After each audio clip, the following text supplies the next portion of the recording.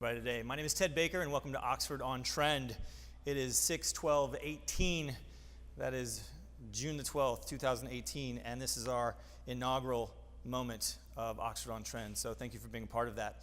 Gonna recap a little bit of today's headlines with the morning report from Mr. Oxford. We have a little bit of a baby dough economy going on right now, which was interesting. I wanted to highlight that. The Dave & Buster's surge of 20%, which rocked their stock up overnight, was pretty amazing. Another interesting point from today's morning report was the district judge in D.C. His rule on the government's effort to block AT&T's bid to buy Time Warner. That's going to be extremely important, as that will open up the floodgates for potential investment banking activity. I say floodgates, I mean the gates of hell. In a little bit of style, we've got some marketing stunts going on. IHOP changing to IHOB. That's reaching people. Nobody cares about the International House of Burgers. The U.S. took the lead from China in a race to build the world's biggest supercomputer. Interesting piece of information there. The speediest supercomputer summit built in Oak Ridge National Laboratory in Tennessee. Apparently 200 petaflops per second, above my pay grade, but still, that's a lot of petaflops. Interesting point about this, it was built in the state of Tennessee, Oak Ridge National Laboratory, as opposed to Silicon Valley. Why, you might ask? A little piece of information, fun fact I learned yesterday: 4,000 gallons of water needed to cool this thing every hour. If there's one thing they don't have in Silicon Valley, it's water. So, plenty of tech, not quite enough water. The state of California is in the drought. It's not coming out of the drought. And as per my last notification of a new water bill passed, apparently I'm going to be paying $30,000 a month in water fees. So I'm pretty excited about that. Other stuff on the report this morning. It's official. Net neutrality is over. We're all screwed. Of those of you that don't know about net neutrality, it basically gives a carpool lane to the people that can afford it for the internet. And I don't know about you, but I'm still a little guy. I like having an equal race. This just in, Thursday, the World Cup begins in Russia. If you know anything about FIFA, you know it's born and bred of sheer thuggery. So as much as we're going to enjoy the World Cup, FIFA and the World Cup and soccer in general is built around people bullying one another, and it's not on the field. Other fun things to talk about in the world of sports: Justify, the horse that won the Triple Crown. Total winnings of $3.8 million in the racing season this year, but apparently $200,000 for every offspring that he provides. At 150 a spring season, that's $30 million every season for Justify, and if that doesn't justify him, I don't know what will. $30 million for, let's call it, 3 good years of Justify in the stalls. I think that's a win for everybody. Let's see, some other interesting points. We had some interesting cap moves here. Jet closing, digital real estate title and settlement transactions. They raised $20 million.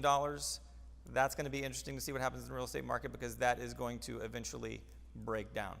I'd like to talk a little bit about what we're going to do today. Quick scanning of the morning report. I've got 2 amazing human beings with us that we're going to talk about. First one is here sitting with me right now. Her name is Annie Eaton. Annie is the CEO of a company based out of Georgia, Futuris.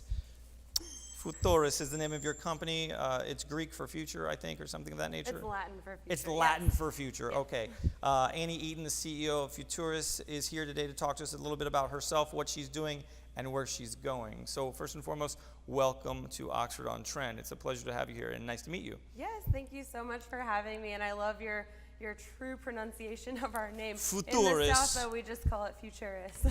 For Futurist, that's how it goes in the South. Well, the South has a way to, they do their things, they do things their own way in general. Yeah. So tell me, first of all, thank you so much for being here and being a you're my virgin interview, so I really appreciate that. Yeah, very first guest, it's a big deal. Very first guest. We'll see how it goes. Hopefully we don't blow it. So tell me about Futurist. Actually, let's start with you. Where are you from? Where you been? So I actually grew up very close to where we're filming this. I'm from Atlanta, in the metro Atlanta area, grew up my entire life. I went to Georgia Tech for college, got a degree in International Affairs and Modern Languages. Nice. Which, they've branched out from their core engineering capacity into these other realms, which are providing more well-rounded curriculum, which I'm happy to be a part of. Did Futurists come from the modern languages degree? Well, I did study Spanish quite extensively, and at one point I was close to being fluent. Unfortunately, just like math, if you don't use it, you'll lose it. Yeah, I've lost most of my. I unfortunately have lost quite a bit of my Spanish speaking capabilities, but just going back to any of the Romance languages and Latin being the foundation of that, when we were looking for a name that signified the future, where better to go than just the word future in another language. And you got the URL. I'm Yes. assuming the URL was all wrapped up. Well, that actually had been quite a situation. So futurist.com was not available at the time, but it was pretty much a dead website. It had a very old content that just someone did not let go of. Because, somebody in 2001 thought that was going to be genius. You are absolutely correct in that. And we got the URL just futurist.us. So it was futur.us. So it was just our name. Oh, that's good. That's kind of cool. Oh, nice. It's really cool, and we still have it.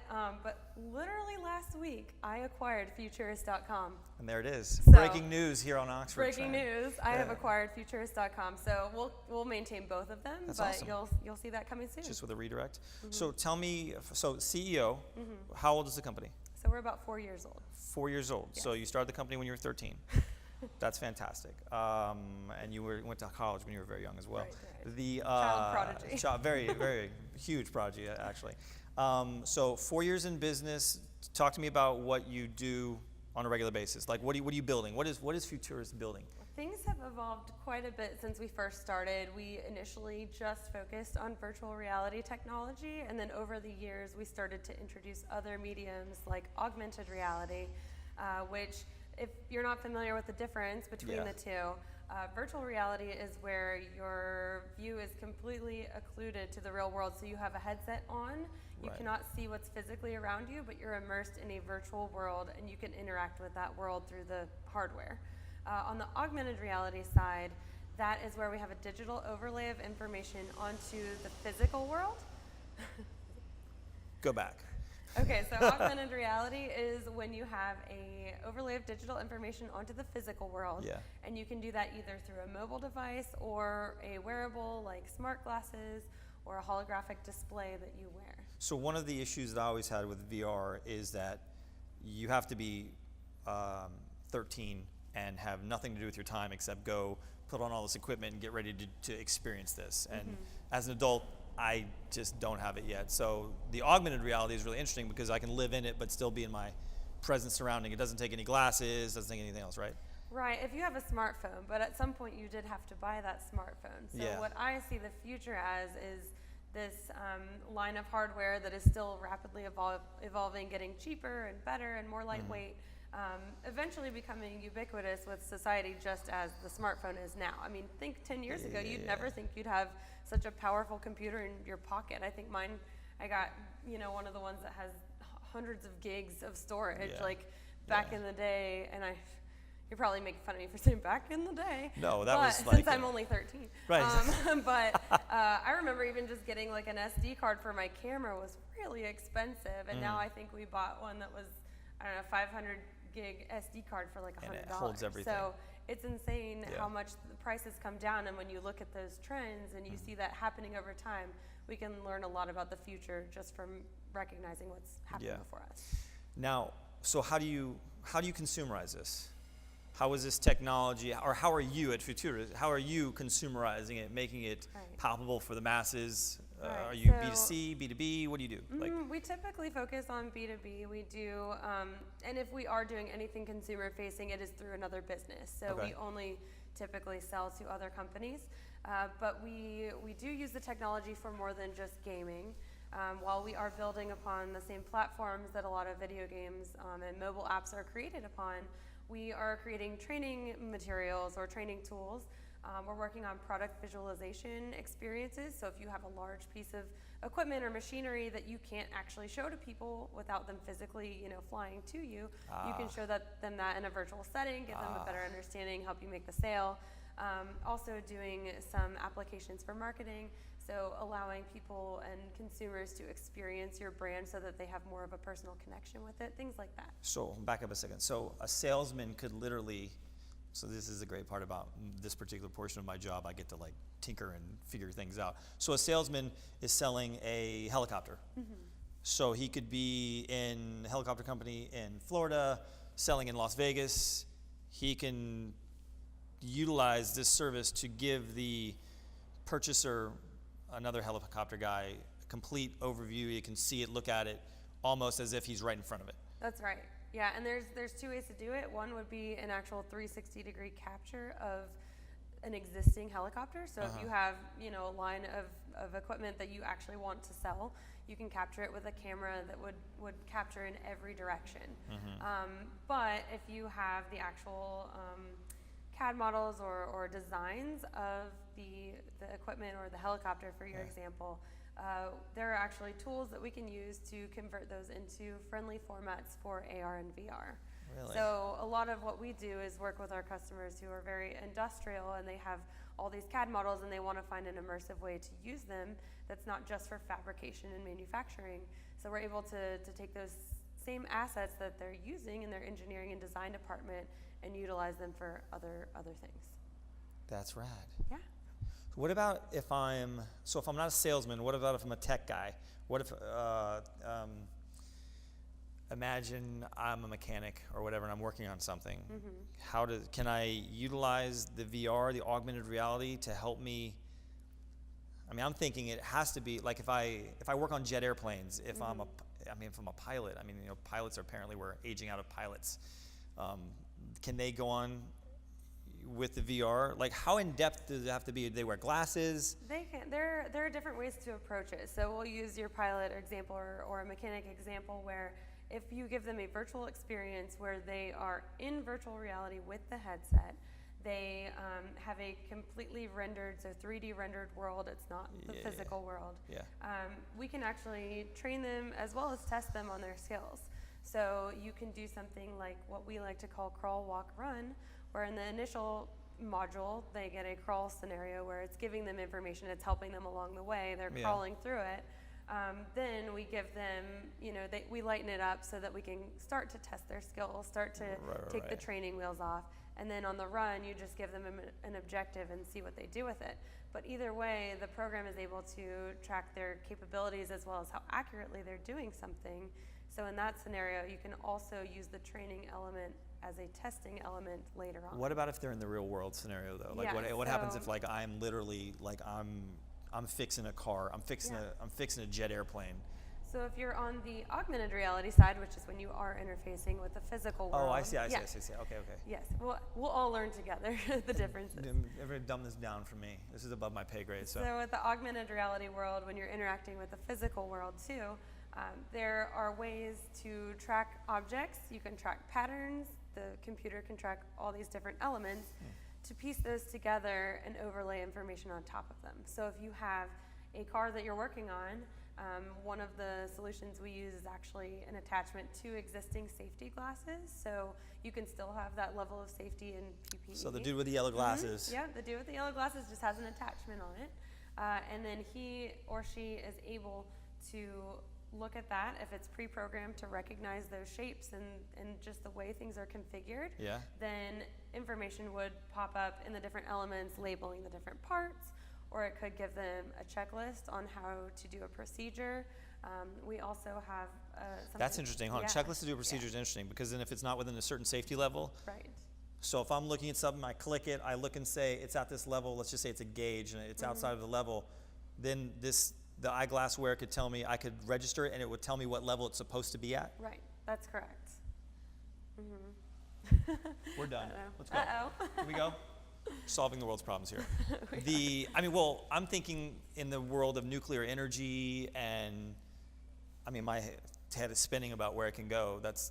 Well, and that's the thing, is there are so many places it can go, and while we are one company that is producing content for it, it's only going to grow the more and more content there is. Yeah. The hardware is already at a usable baseline, so So there need to be more content producers so that it can continue to evolve and grow, kind of like the App Store just Yeah, the more exploded. content producers, the more stuff, the more we're blanketing the adoption, world, yep. and the more we are caught in a world of VR, and then next thing you know, robots come and take us all over, and that's where we all die. Okay.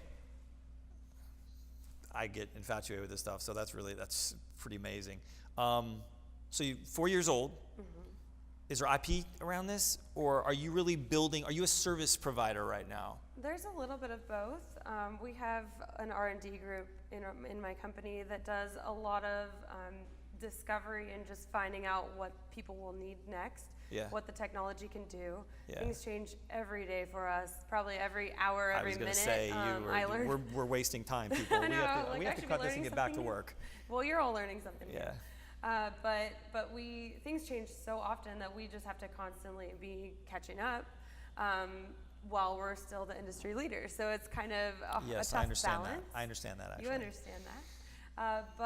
But those things that we learn in the R&D group are things that we eventually, give as solutions to our clients. Yeah. A lot of people that we talk to know the buzzwords AR, VR. They know it's cool. They know they want to use it, but they don't know why. So who are you allowed to say who your clients are? I can say some industries. So what industries do you kind of blanket when you do this? Yes. So lately, just because of all the more industrial uses, we've been working a lot with construction. We've been doing some with utilities companies, any type of manufacturing. Nuclear energy, construction. This is all the stuff I'm thinking. Yes. So going inside of a home, you can, a construction worker can go in, do different augmented reality pieces. Oh, wow, that would be cool how you would totally build homes through that.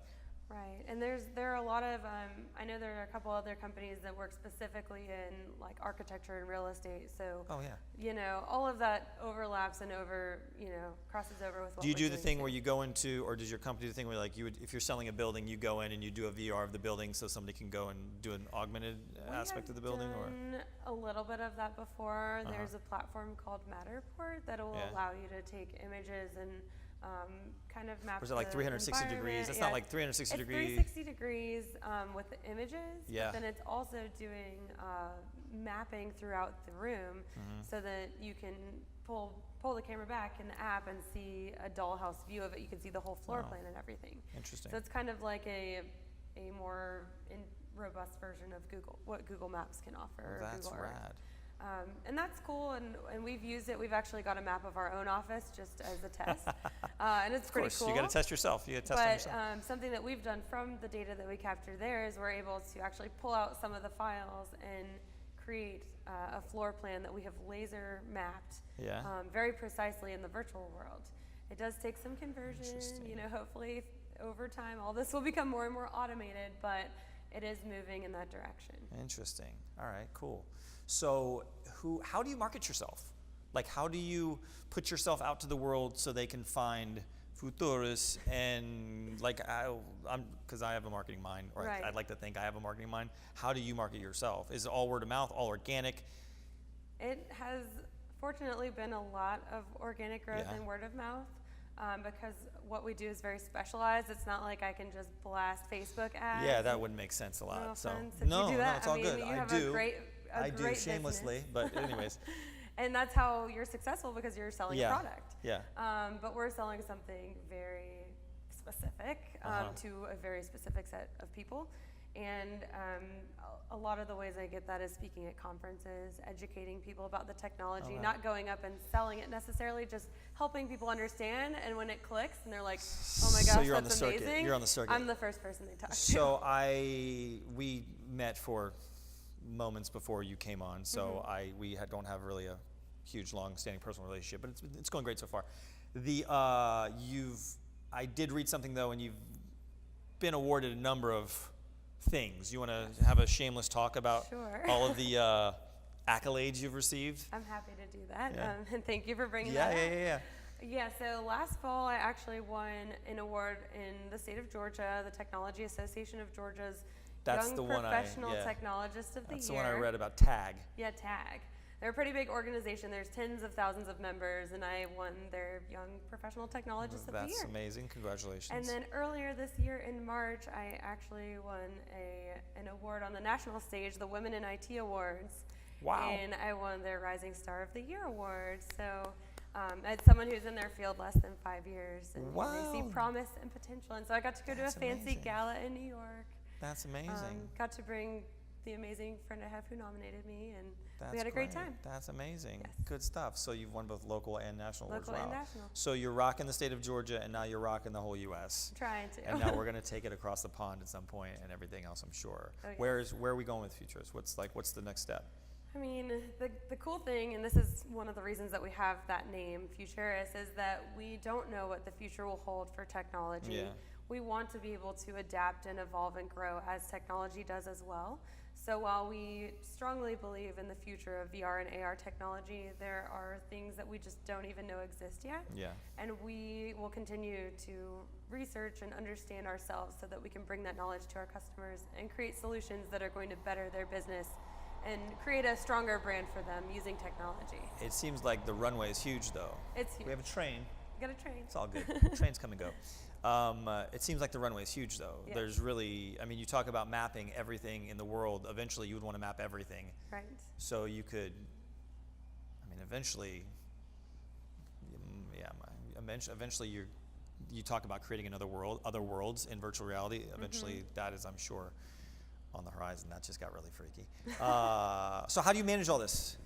I know you're not 13 or 17 or whatever I accused you of being before. I'll be 29 next week. Big girl pants, 29. That's a good place to be. I noticed there's a ring on your finger. There is. So there's a lucky man. Yes. Or woman. No discrimination here, right? Correct, but it is a man. But it is a man. All right. So husband? Yes. How long have you been married? A little over a year now. A little over. You're my people. Yes. Married people. You're my people. I know You're in my community. You love working with married people, Yeah, and yeah, I have yeah. actually seen your rings, and Yeah, we're around. It's all good. I think they're fantastic. I mean, the people we work with in all of these industrial scenarios, manual laborers, like I need to be telling them all about you. Construction. Yeah. Let them know. Let them know we're around. It's all good. So, Mary, how long have you been married? A little over a year. A little over a year. Yes. So babies, no babies. No babies yet. No babies, too busy. You got a baby. My company is my Futurist baby. is the baby. Is my baby. It's the child in the room. And it's something that, will happen when it happens. Yeah. But right now, I mean, I've got time. Again, only 29. So you have plenty of time. Don't Got rush. time. You have all the time in the world, sister. Take your time. What's your hubs do? So he works in digital media campaign management. Oh. So for a large, media provider. Are you able to steal some of that and put, some of what he does, digital media, is it more marketing stuff? Earlier on, he helped me a Yeah. lot because he had a background in graphic design. I mean, Yeah. he did our logo, he did our original That's website, which we love, and he kind of stepped in as the first creative director of our company when we were much smaller. That's amazing. But no, he's really happy. He's got a great job now, so I'll pull him in. He still hangs out sometimes, and he loves it, but it's nice to have that separation. Yeah, it's important. But what is crazy is people don't realize that nothing starts by yourself. No. Like nothing is done. Oh yeah, I just decided I was going to do this one day. Like I have partners. I have hugely important partners. People are always like, oh, Ted, blah, blah, blah. I'm like, no, it really was like a huge team. So nothing happens overnight, and certainly nothing happens alone. So the fact that you had him to help you with that is amazing. And so, but you've only been married for a year, but you've had the business 4 years ago, so you guys have been together for a while. We actually met about the same month that I was about to start the business. He was inspiring to you. He was inspiring. No, That's yeah, fantastic. I Did he push you? Was that like you got to go for it or no? No.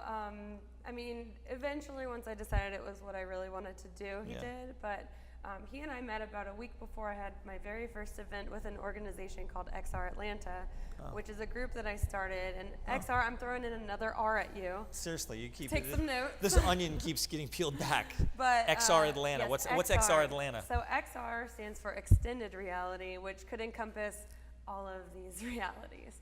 So it could augmented virtual. Augmented virtual. There's something called mixed reality, which Microsoft has kind of created as a marketing. My wife says I live in a mixed reality state. Maybe forget it. It's okay. That may be a longer conversation. That is a longer later. conversation. That's more of a therapist 101. But even bringing in things like 360-degree video and photos and any sort of immersive technology is all wrapped up into XR. Yeah. And we just wanted easy, quick name for it. So XR includes everything. And we have over 1,000 members now, which is great. But we started just because my business partner Peter and I were interested in the technology. He had a longer history than me just by getting his first VR headset in 1996. And I had a marketing background, and we got together at a company we worked for, and we were like, well, let's bring something to Atlanta. We had been seeing these meetups pop up all over the place, and there wasn't one in Atlanta yet. So we said, well, let's bring people together who are all interested in this before we get the mainstream, hit. Wow. And we had like a couple hundred people show up to our first event, posted about it on good. Reddit. It's pretty good. Thanks to Reddit.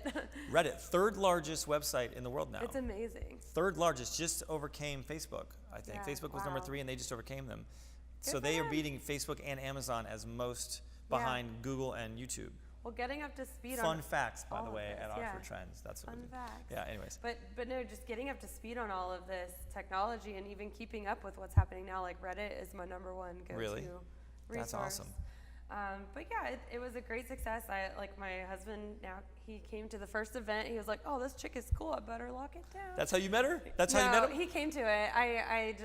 We were neighbors, and I was like, hey, I'm doing this thing. So That's he came amazing. to it, and I guess he was into that. And so now everything is, all this time later, this is what you got. But it's been kind of nice that he's been there since the beginning, because I don't know, he's not just after me for my power. Yeah, and I just have you for all your prestige and accolades and money. He's seen a lot, and as an entrepreneur yourself, I'm sure Yeah, you know what people go through with relationships. We're all narcissistic in our own way. My wife has to literally, she's like, go to your room, sit down, don't speak. Yeah, Just but do they that keep for you a in second. line. They do. My wife does a great job of that. And meeting her for so many years before I made a dime was amazing, because she got me when I was poor. Exactly. True love. So that's awesome. Well, Yeah. you know what? I gotta say, you are making this super easy. So all of that information, all of this dialogue, all of just mind dumping on me, we've gone through, now I'm making new worlds in my head with virtual reality. So thank you so much. I appreciate you coming out. It's awesome to have you on the show. Thank you for having me. And we're gonna have to do a recap and touch base at a later date. Yeah, we will definitely do That's that. awesome. Thanks so much, Awesome. Annie. Thank All right, have a you. great day. Thanks. All right.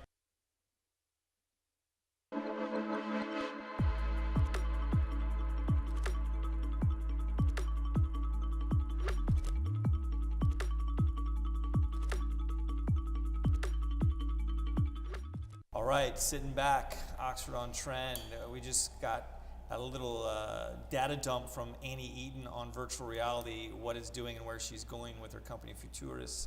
Have the privilege and the honor now to bring in a guest today, Mr. Dominic Stokes. How are you, my friend? I'm doing well. It's nice doing to see well. you. It's nice Thank to see you. you. Thank you. You know, I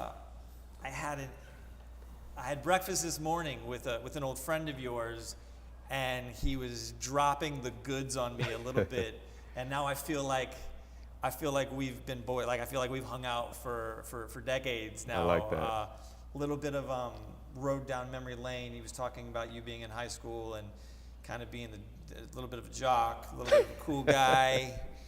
What was your high school? Tell me about your high school years, Dominic. Wow. Okay. Well, I went to Riverwood High School Riverwood in High School. Sandy Springs. Yes. Sandy Springs. Yes. So I did play football. Okay. So I All guess right. that's where the jock piece came in. It is. Yes. It came through the halls of Sandy Springs.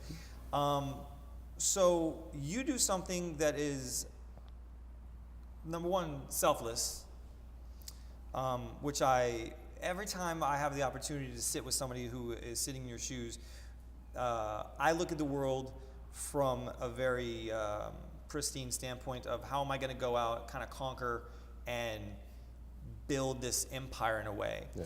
And although I think that my empire has a great cause and what I'm doing around me is magnificent, and I try to always have an enormous amount of integrity and in everything I do, I sit in a room across from you and am not up to par, because what you do on a regular basis is truly forming, if you will, the future and the world in a way. And it's so funny, so we just left Annie Eaton, who is creating the future and creating these new worlds and everything. And all of that is amazing, and I think the work she's doing is not only stimulating but mind-blowing. Yes. And then I think of that in one respect over here, and then I think about what you're doing. and I'm holding this ball without dropping it too soon because I do feel like it is a really unique thing, especially for a person in your place. And when I mean in your place, I mean it's not like you're 65, had made a ton of money, and decided I'm going to drop some goodness in the world. Yeah. Yes. So you are a unique individual, someone that I don't look up to in age, but look up to in an honoring kind of way. So tell me a little bit. I'm gonna let you do a quick intro on yourself. Tell me a little bit. The name of your company is CTC. Yeah, Community Teen Coalition. Community Teen Coalition, Yes. And it's established here right here in Atlanta in in 2007. Okay, so tell me a little bit about Community Teen Coalition. So I founded Community Teen Coalition in 2007, right during the time there was a recession. So we already know the state of our economy through 2008 through 2010. It was poor. It was poor. It was poor. Absolutely. Yes. Absolutely. So we were struggling as a nation. yes. Yeah. So, crazy story. So in 2006, I got married in 2006. Married, another married, guy, yes. another man of my community. Yes, my wife. Appreciate you. 12 years. Yes, 12 years. In 2000, built a house, got married. In 2007, I resigned from my corporate job. That's And a big move. Yes, Hey, big honey. move. Yes. Congratulations, you married me. Yeah, absolutely. Yes. I'm done. So during that time, part of the reason was a lot of young people were not able to find jobs. The economy couldn't find a job. A lot of jobs were being taken by adults. Even like your fast food restaurants, adults were taking those jobs. And kids were constantly coming, Mrs. Stokes, I'm not able to find a job. Where were kids coming to you from? Like, in the neighborhood, in the community, just Okay. people, from my outreach through years, I've always been invested in the community. And were so you doing other outreach before CTC? Yeah, always. Even when I was in high school, I was always mentoring, always mentoring Yeah. kids. So our motto with Community Teen Coalition is don't wait for the opportunity, create the opportunity. And so I designed a youth enrichment entrepreneurship program. So I said, don't wait for the opportunity, let's create the opportunity. So we started to train young people about business and entrepreneurship. And so We have a Harley en route. yes. This is important. It may seem like we're in the middle of a jet stream right now. We're not. Let's go back. Go ahead. I didn't want to miss what you were talking about because. Absolutely. So when we started this organization, our first project was Italian ice carts. So I purchased some Italian ice carts. Italian ice cart? Yes. That was Italian your first ice cart. project? Like a 2007? gelato. 2007. Okay. Started this cart, had the cart, and we use that as the basis of business for teaching young people entrepreneurship. And so we taught them about sales, profit margins, how to communicate, worked on a lot of the soft skills. So these skills are transferable. So if they decide to get a job or create their own jobs, they have the very basic skills. What's the normal age of a youth that you work with? Well, start off middle school to high school. So we Okay. start training them through our leadership development program. Okay. But by the time they get in high school, they're ready.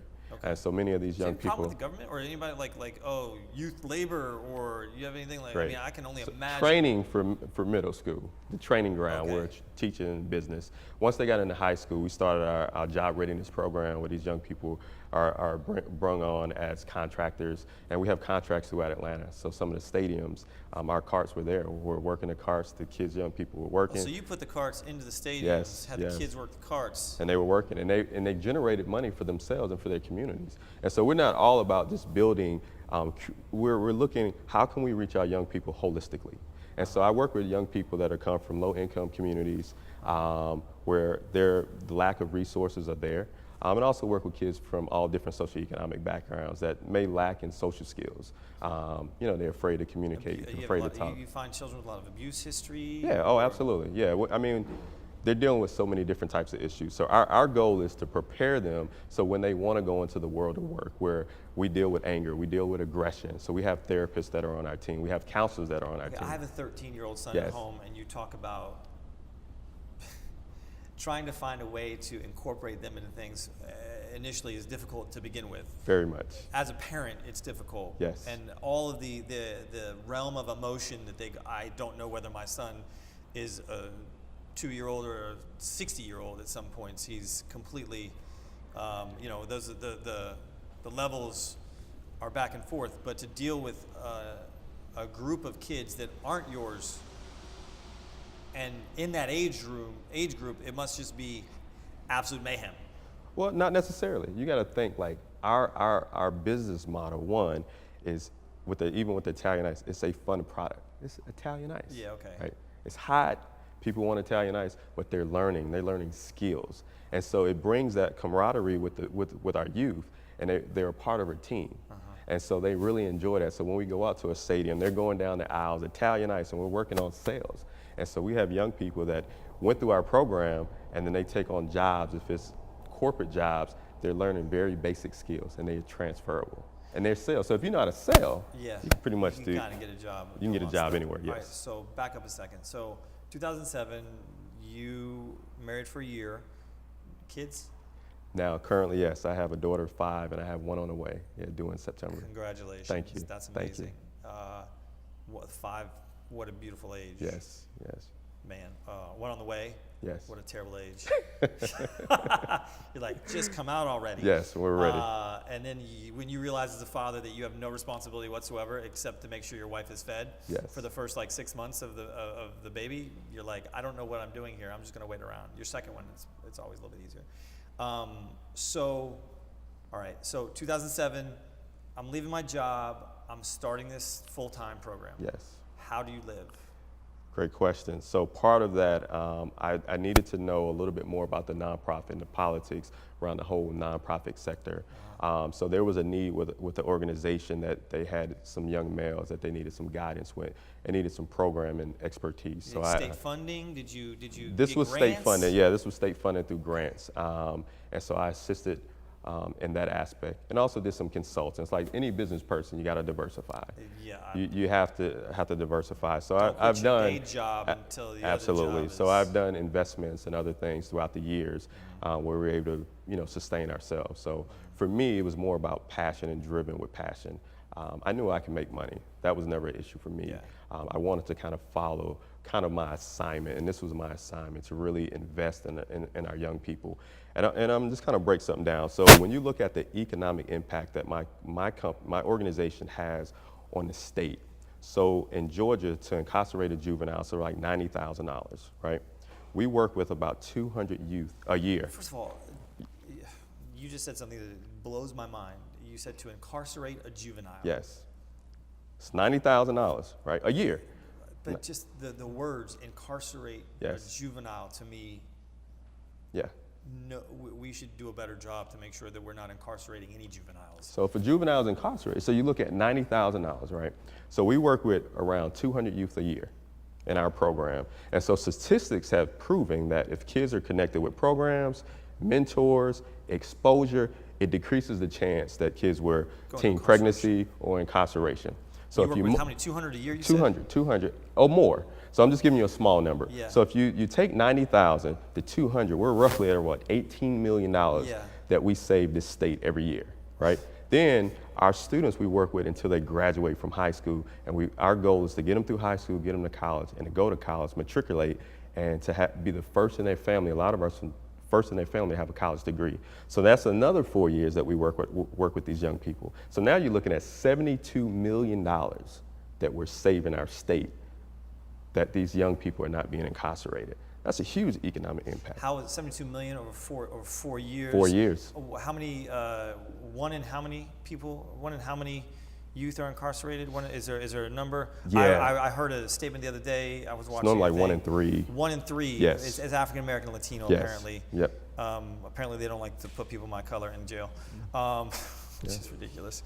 But so most of the kids you're working with, African American, Latino?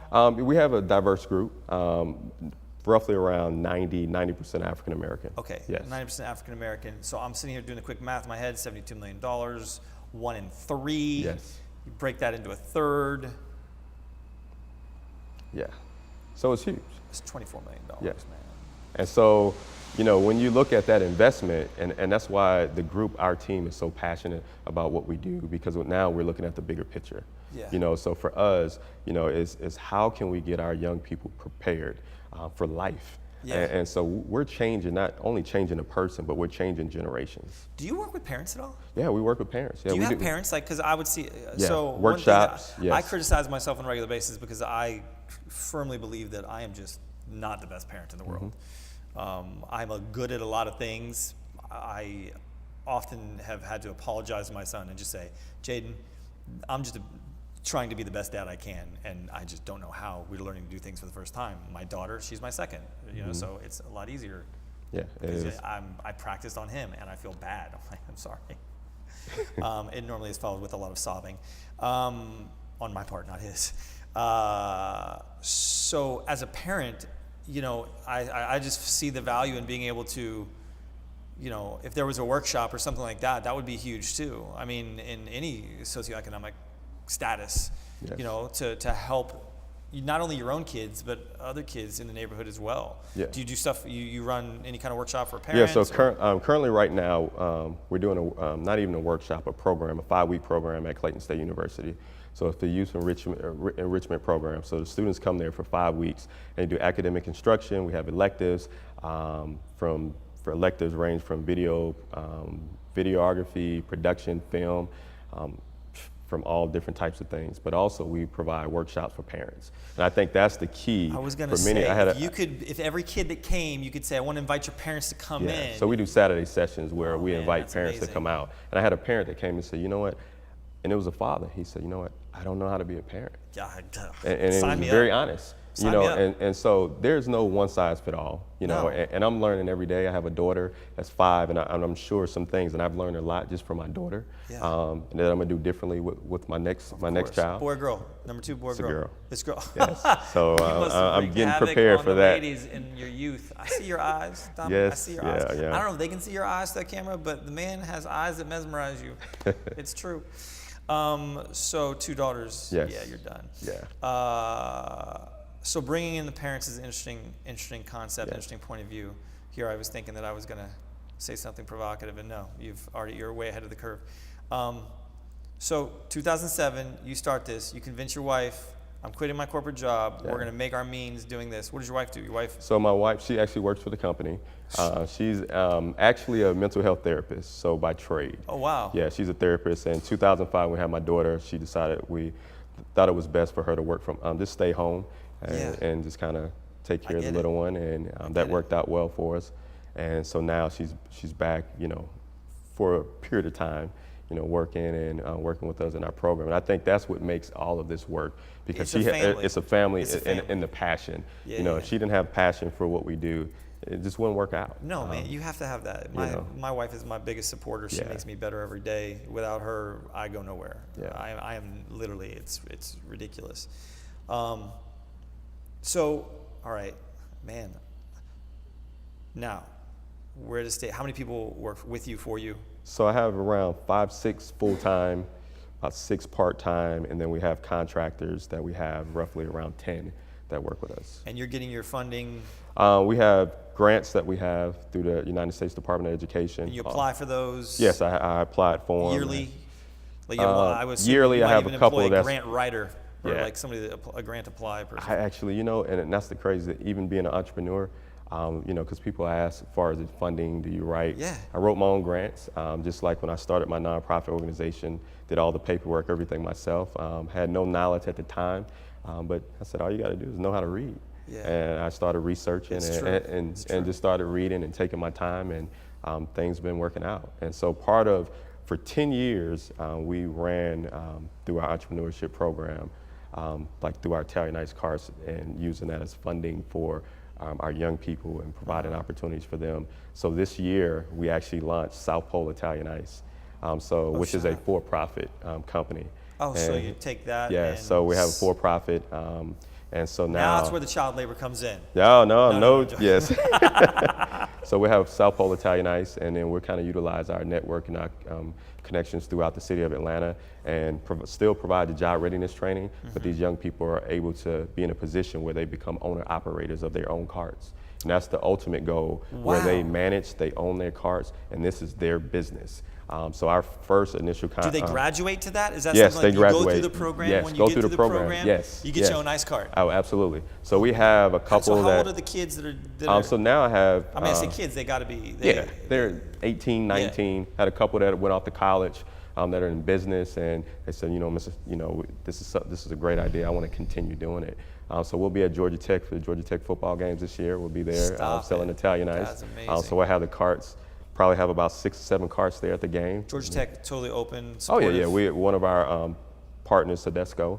So we partner with them. We'll be at Clark Atlanta University, and then we travel. We have contracts at we have several high school stadiums throughout Metro Atlanta that the carts will be, and we use our entrepreneurship program there. And so just at the high schools, that's the training ground for these young people to work. And we help the schools build revenue, like the bands, the booster clubs, funds for their organization. So do you have a group of schools you work with in general, or are you? Yeah, a lot of Fulton, APS schools. Yeah.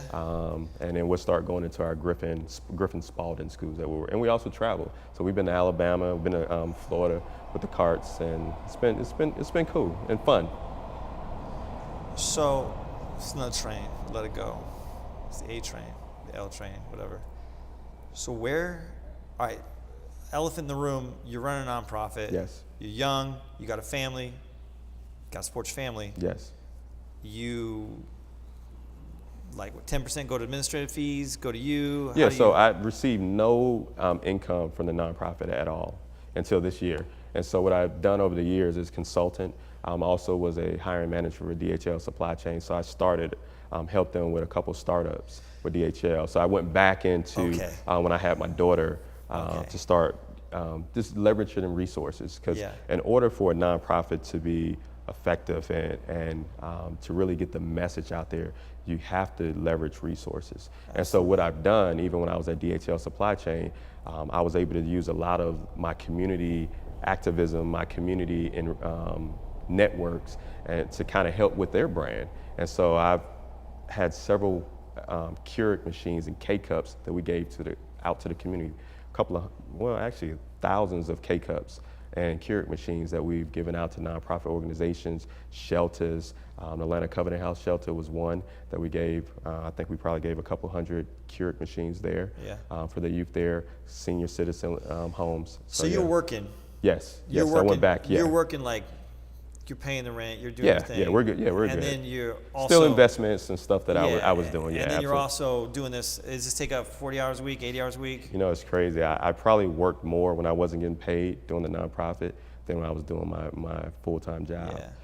Because I don't look at it as work. It's called passion, baby. Exactly. It's not work. You gotta, I always say, if you're passionate about what you're doing, it doesn't matter how much money you make. It's not work. And I think for me and through our program is that we instill those values in our young people, is that we look for young people that has an entrepreneurial spirit. So even if you're working for yourself or you're working for a business looks for talent. How do I find the right person, right place at the right time? Yeah. And then once you get that job, every business person, entrepreneur, just like yourself, you want people with an entrepreneurial spirit because you look at things differently. Your work ethic is different. Yes. You know, and so you go in and say, you know what, I'm gonna do whatever I have to do to get it done. Yeah. You know, it may not be a 9 to 5. And so for our young people, they don't understand that. Yeah. And so we try to teach them that. And that's where our relationships with the business community comes in. We just one of our partners at Atlanta Hawks, we had several students last week. They're our graduating seniors that are going off to college. We had a meeting at the Atlanta Hawks office, the WNBA office, and we sat in the boardroom. And as they sat in the boardroom, they looked out and they was able to see the city. And they was like, wow, this is what it's like. It's eye-opener. Right? It's eye-opener. But they would never have these opportunities. And many of them would say, you know what? These are careers that exist besides just dribbling a basketball. So they don't know these other careers exist. You know, and so as we look and we have a STEM program that we have. You want to be the guy that gets paid or the contract? You want to be the guy that pays the contract? Exactly. And so now we're connecting with the our STEM program is connecting with businesses that provide jobs for STEM. And so it's all about education for us and exposing our young people. I mean, they're talented, they're bright, and they're going to do some amazing things. So our job is to equip them early as we prepare them for real life. I read a quick thing about you before we had met, and I've gone to school, gotten my MBA, et cetera, and I literally, the quick blurb I read on you was like, you're giving these kids an MBA. Yeah.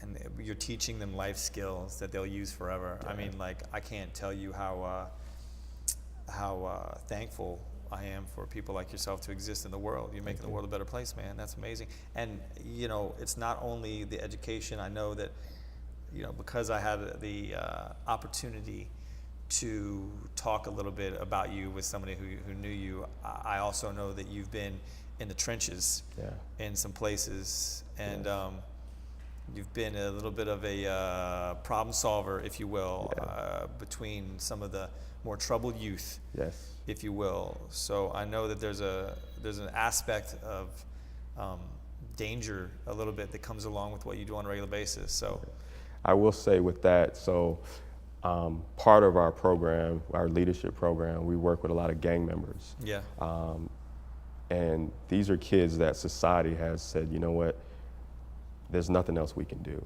right, And so what do? You know, and we provided an opportunity for many gang members throughout Metro Atlanta, and it's using a simple business model as our Italian ice carts.